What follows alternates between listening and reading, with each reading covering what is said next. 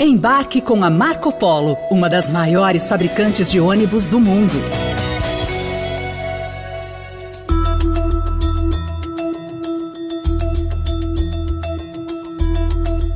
O Senado Federal tem hoje 15 mulheres entre os parlamentares. É pouco, considerando que são 81 senadores no total, mas é um recorde histórico da presença feminina na casa. O número de mulheres foi ampliado com a chegada de 4 suplentes, que entraram no lugar de senadores eleitos que assumiram ministérios. Mas, mesmo com o número recorde, nenhuma das senadoras conseguiu um cargo na mesa diretora, mesmo aquelas que apoiaram a reeleição do atual presidente da casa, Rodrigo Pacheco. Senador Rodrigo Pacheco obteve 49 sufrágios. Senador Rogério Marinho obteve 32 votos, tendo a honra de proclamar eleito Sua Excelência Senador Rodrigo Pacheco.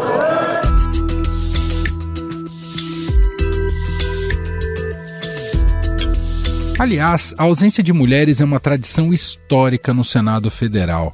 Foi apenas em 1979 que Eunice Miquiles tomou posse como a primeira mulher senadora no país.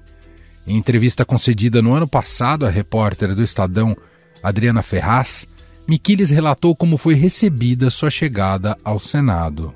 Quando eu cheguei, realmente foi uma reviravolta, eles tiveram que correr e arranjar um banheiro, enfim.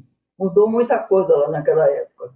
Pelas circunstâncias, eu fui muito, muito fotografada. E eu me sentia responsável de estar sempre direitinha, sempre bonitinha. E isso tomava algum tempo. Eu me lembro de uma ocasião, de uma vez, eu cheguei um pouquinho atrasado, porque tinha estado no cabeleireiro, e cheguei um pouco atrasado e perdi uma votação importante. Um senador chegou de dedo em riste e me disse: não faça mais isso. Você não pode chegar atrasado. Nós perdemos a votação porque você não estava aqui. Eu fiquei meio atemorizada, mas, por sorte, um senador velhinho, José Guiomar do Acre, se aproximou e disse: minha filha, não permita isso. Você é tão senadora quanto ele, não abaixe a cabeça. Aí eu realmente me senti, além de apoiada, eu me senti realmente segura e resolvi levantar a cabeça e me senti realmente senadora.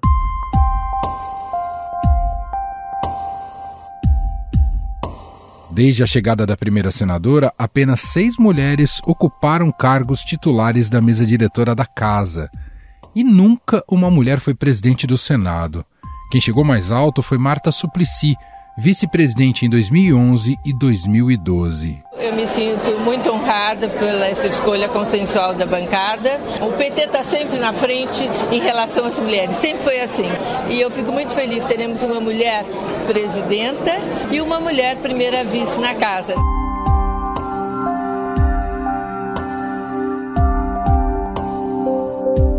Agora, as senadoras trabalham para reivindicar uma maior representatividade nos cargos de poder do Congresso. Estadão Notícias foi atrás de algumas das 15 senadoras da legislatura atual e perguntou a elas o que pode ser feito para mudar esse cenário. Só há uma solução para isso: elegermos cada vez mais mulheres. Não existe saída.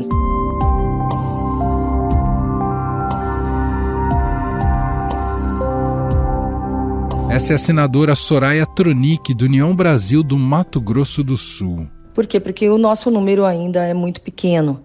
Então não conseguimos ter a voz necessária, não conseguimos, infelizmente, trazer essa representatividade do maior eleitorado desse país, que é composto por mulheres. Por mais que a legislação tenha avançado, nós não conseguimos eleger o mesmo número de mulheres, que é o percentual de candidatas, e, infelizmente, os partidos e os blocos partidários não têm indicado mulheres para compor as mesas das casas legislativas.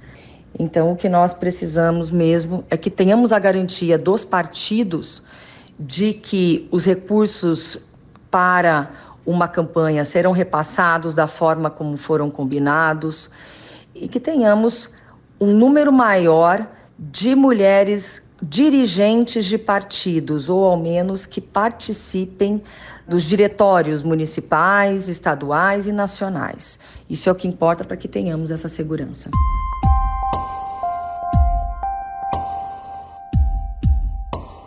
Conversamos também com a senadora Augusta Brito, do PT do Ceará. Ela foi eleita primeira suplente de Camilo Santana e assumiu a cadeira com a ida dele para o Ministério da Educação.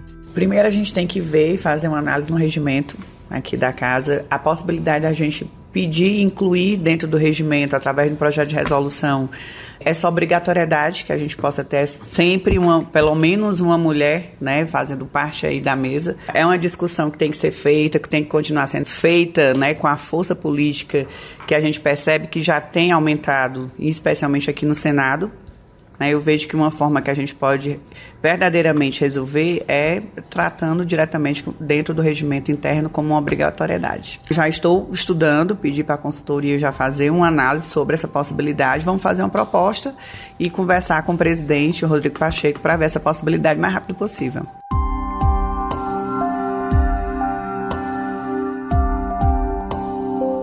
Para a senadora, o motivo por trás da falta de representatividade no Congresso é um só.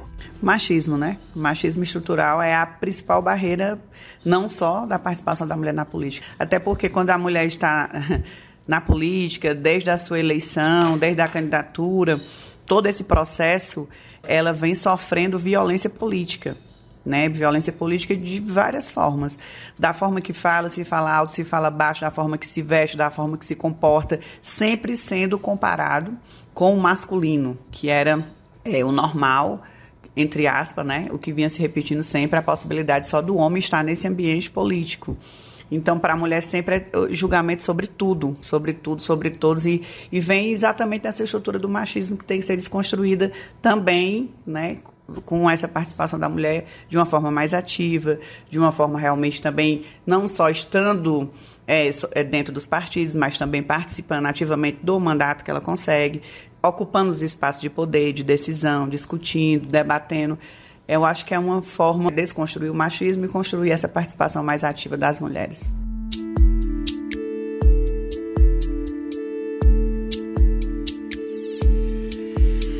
Em nome da bancada feminina, a senadora Elisiane Gama, do PSD do Maranhão, propôs, no início do mês, que fosse desarquivada uma PEC que torna obrigatória a eleição de ao menos uma mulher para as mesas diretoras do Senado e da Câmara. É muito lamentável que nós não tenhamos mulheres hoje na mesa do Senado Federal,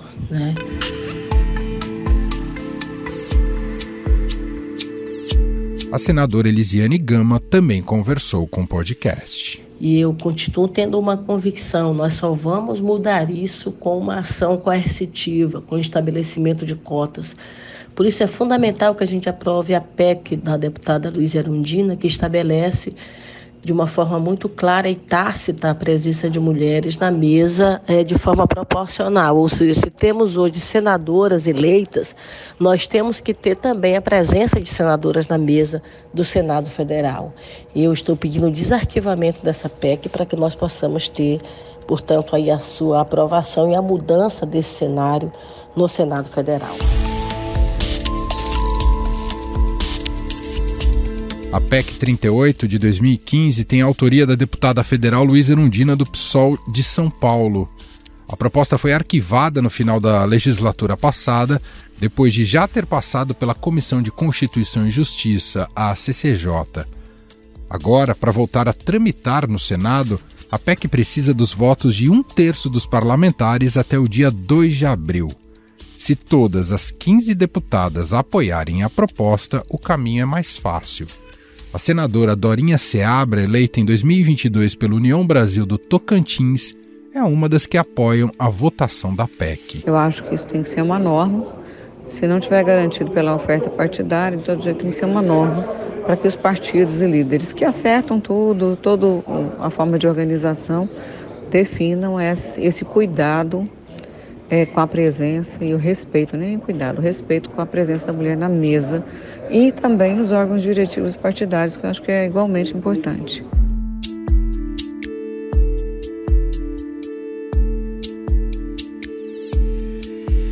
E para falar mais sobre essa PEC, sobre a composição da bancada feminina no Senado e a presença das mulheres na legislatura atual e a dificuldade delas terem espaço na política brasileira, eu converso agora com a repórter de política do Estadão, Adriana Ferraz.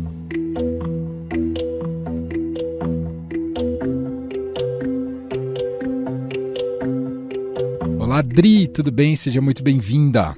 Olá, tudo bem? Sim, obrigada pelo convite. Bom, Dri, o número de mulheres no Senado, como vocês fizeram até essa apuração para a reportagem no Estadão, nunca foi tão grande, contando com as suplentes, né, que assumiram ali os postos.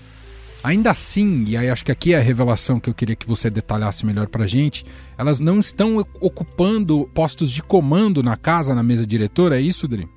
É isso, é. E o número é grande, mas olha só, a gente comemora um número que é grande historicamente, mas é minúsculo ainda, se a gente for ver a população feminina do Brasil, que é a maioria, né? São 15 senadoras apenas, levando em conta que 4 delas são suplentes, ou seja, elas não são donas do mandato, elas estão lá temporariamente, não se sabe até quando, porque estão substituindo homens que saíram para serem ministros do governo Lula. Então, só por isso que temos 15, senão teríamos 11 senadoras mulheres, seria inclusive uma queda em relação à legislatura passada.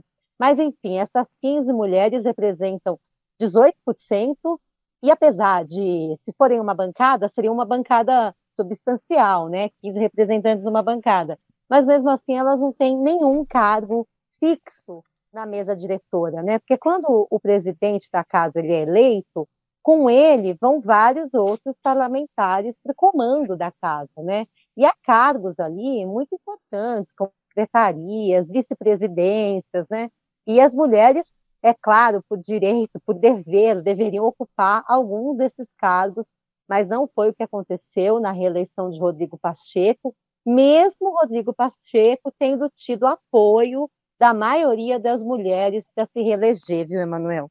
E essa decisão, bom, claro que não é só do Rodrigo Pacheco, é um acordo com os partidos que formam ali a base do Senado. Quer dizer, é uma decisão conjunta que passa pelo Rodrigo Pacheco e os dirigentes partidários, o fato de essas mulheres não terem espaço, Dri? A gente sempre volta a esse tema, exatamente. São os líderes partidários os responsáveis por indicar ali um representante para a mesa diretora. Quando se elege, então, o presidente, a gente sabe que os acordos são feitos já de olho nos cargos, né, da mesa. E os partidos que apoiaram Pacheco já, então, certamente dividiram ali entre eles os cargos que cada um ali ia comandar.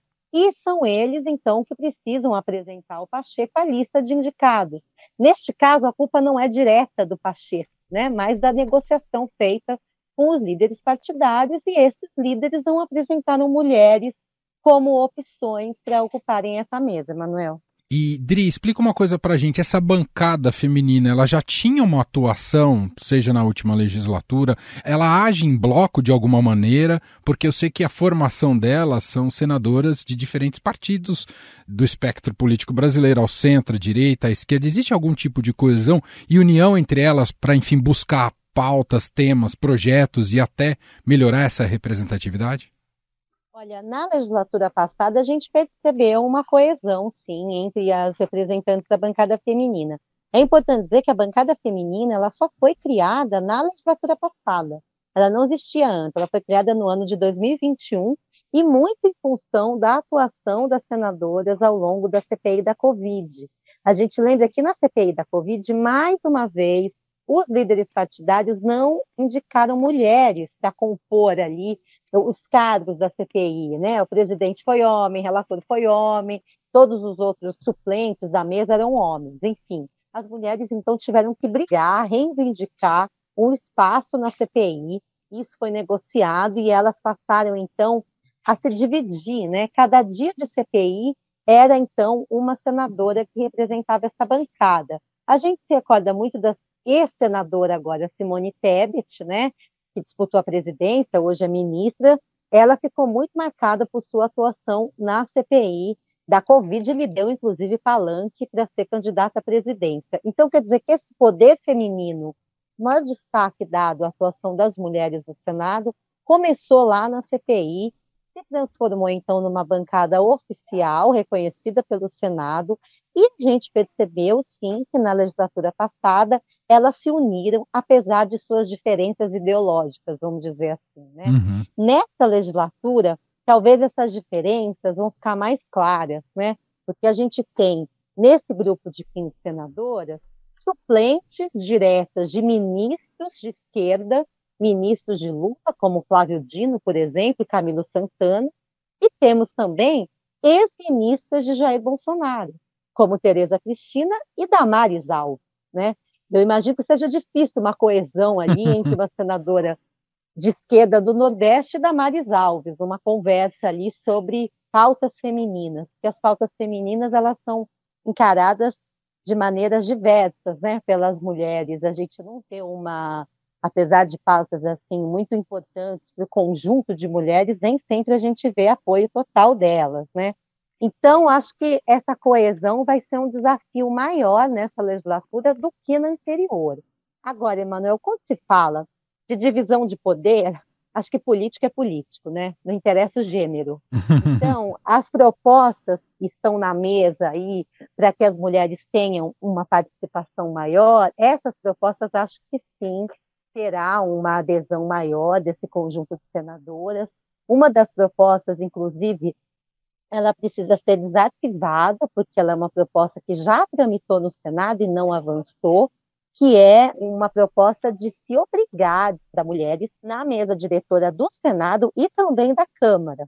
Essa proposta vai ser discutida agora. Quem está na frente desse debate é a Elisiane Gama, uma senadora também que se destacou bastante na CPI da Covid. Ela mudou de partido agora, saiu do Cidadania, foi para o PSD, e chega com uma força maior, um partido maior, que tem também mais representantes para se unirem aí a esse bloco feminino, né? A gente vai ver se na prática isso vai acontecer.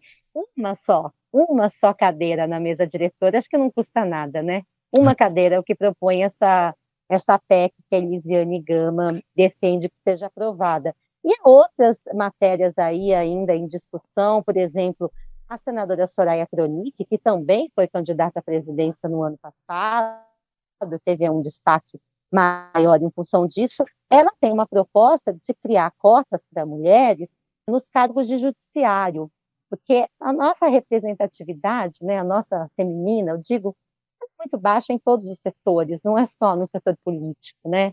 Mas a gente percebe que há menos juízas do que juízes, menos ministras, né, de cores superiores do que ministros. Então, a Soraya tem uma proposta que seja uma cota ali de meio a meio. Então, por exemplo, o presidente vai ter que escolher entre 2 ministros do STF, um deles tem que ser mulher, né? Há outras propostas nesse sentido de se aumentar a representatividade feminina, tanto no poder legislativo como no poder judiciário, Emanuel.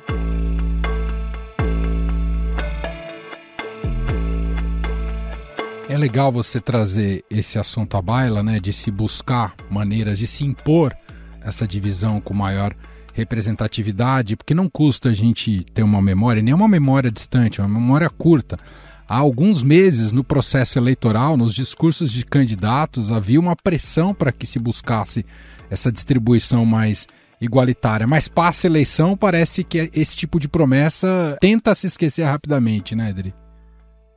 Nossa, a gente vê aqui no governo de São Paulo, a participação feminina é mínima no governo Tarcísio de Freitas, né? Agora eu não me lembro exatamente de cor, mas se não me engano são 4 ou 5 mulheres, tirando a Procuradora-Geral do Estado, que já era mulher e só foi reconduzida ao cargo. É muito pouco, né? Mesmo no governo federal, houve uma ampliação enorme, se a gente comparar com o governo Bolsonaro, é claro, mas a gente não tem metade dos ministérios de Lula, né? Perfeito. A gente tem 13, se não me engano. Então, é muito pouco ainda, né? São mais de 30. A gente não pode se contentar com pouco. É que é tão difícil esse caminho que ele parece que precisa ser traçado aí em etapas, né? Então, se consegue primeiro uma decisão favorável, por exemplo, como o financiamento de candidaturas femininas, 30%, né, que é o obrigatório, também 30%, que é obrigatório na destinação de recursos para candidaturas femininas, mas olha, essas 2 cotas, elas não surgiram nenhum grande efeito na última eleição, né? Então, acho que não é só isso, é uma questão cultural mesmo, e uma questão ali de reivindicar espaço dentro dos partidos, né? Tudo a gente fala que começa em casa, né? precisa começar em casa. São os partidos que têm que se abrir para as lideranças femininas, e isso naturalmente será replicado nos outros espaços, né? Se acontecer. Mas hoje a gente tem, por exemplo, 2 presidentes de partido, Renata Abreu do Podemos e Gleisi Hoffmann do PT, partidos de destaque, PT nem se fala, voltou à presidência agora, e a gente vê que mesmo dentro do PT ainda é muito difícil as mulheres terem destaque. Então, uma luta aí longa ainda, viu, Emanuel? É uma vergonha a gente ter, voltando ao tema inicial, mas é uma vergonha ter um Senado Federal com esse número de senadoras e elas não ocuparem postos fixos ali na mesa diretora. Todos devemos nos envergonhar e por isso que esse tema é tão importante, é uma prestação de serviços, né, para a população brasileira que vocês trouxeram com essa apuração, Dri. Você sabe que a única mulher que teve um cargo relevante, porque também não adianta ter um cargo na mesa diretora de suplente, né? Sim. Que a mulher só vai quando alguém falta, quando um homem falta, né? Que é o que muito acontece. A única mulher que teve um cargo de destaque na mesa diretora do Senado foi Marta Suplicy. A única, ela também tinha sido prefeita de São Paulo, já tinha sido candidata a governadora, já tinha sido ministra. Quando virou senadora, conseguiu ser a primeira vice-presidente. Quer dizer, é a substituta imediata, né, do presidente quando ele não está. Então, ela comandou sessões plenárias, teve realmente um destaque, mas só ela.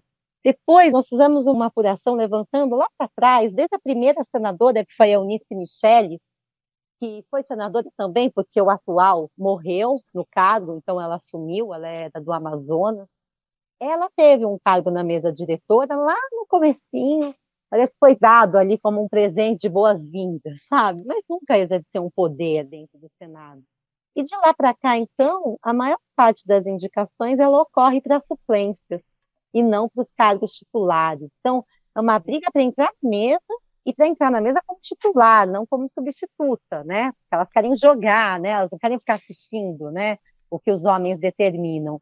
Então, realmente é uma batalha. A gente apurou também que a senadora Leila Barros, senadora Sim. pelo Distrito Federal, ela deve conseguir, agora, depois do Carnaval, ser eleita presidente de uma comissão de assuntos sociais. Há uma negociação ali bem avançada para que, pelo menos, então, uma mulher assuma uma comissão que antigamente não era muito badalada, né? Era coisa social, se deixava sempre para os menos poderosos, né, entre os políticos, mas agora, com todo esse discurso, né, e toda essa promessa do governo Lula de aumentar a Bolsa Família, aumentar o salário mínimo e ter uma política social muito voltada aos mais pobres, essa comissão vai ter um destaque maior e, se tudo der certo, a Leila vai ser presidente. A bancada também está negociando mais uma comissão, não se sabe a certo ainda qual é, mas certamente não vai ser das principais, né? Acho que depois da Marta, que eu falei ali, que ocupou a primeira vice-presidência, talvez a senadora que tenha tido um maior destaque nesses últimos anos foi mesmo a Simone Tebet, que foi presidente da Comissão de Constituição e Justiça do Senado, que é sempre a mais importante, né, porque é por lá que passam todos os projetos. Sim. Vamos ver se isso se confirma, se essas negociações entre os partidos avançam, para que ao menos, né, uma presidência de comissão ou duas as mulheres obtenham já nessa legislatura, para não ter que esperar, né, a próxima eleição de presidente para ter um cargo de destaque na casa. Isso que a gente está falando sobre comissões e espaço na mesa diretora. O Brasil nunca teve uma mulher à frente da presidência da Câmara nem do Senado Federal. É bom a gente frisar isso também, né, Dri? A Marta foi a primeira vice, mas nunca se cogitou também elegê-la mulher. A Simone Tebet, vou falar dela de novo, porque ela tentou por 2 vezes. Verdade. Né? Ela tentou, na segunda tentativa, até que ela conseguiu pelo menos o apoio do seu partido, o MDB votou em bloco nela, mas não conseguiu. É um ambiente muito machista, muito fechado ao poder masculino ali. Mesmo os novatos, veja o Rodrigo Pacheco, ele foi eleito como presidente no primeiro mandato dele, né? Havia outras mulheres ali na casa muito mais experientes que ele, mas ele já chegou e já virou presidente. Davi Alcolumbre também, um senador novo, também exerceu a presidência. Então, não é muito a experiência, a capacidade que interessam nesse momento, né? Mas as ligações ali partidárias e o sexo, Emanuel, infelizmente. Muito bem. Adriana Ferraz trazendo esse importante registro e reflexão aqui pra gente. Obrigado, Dri. Bom carnaval para você. Obrigada, beijão. Estadão Notícias.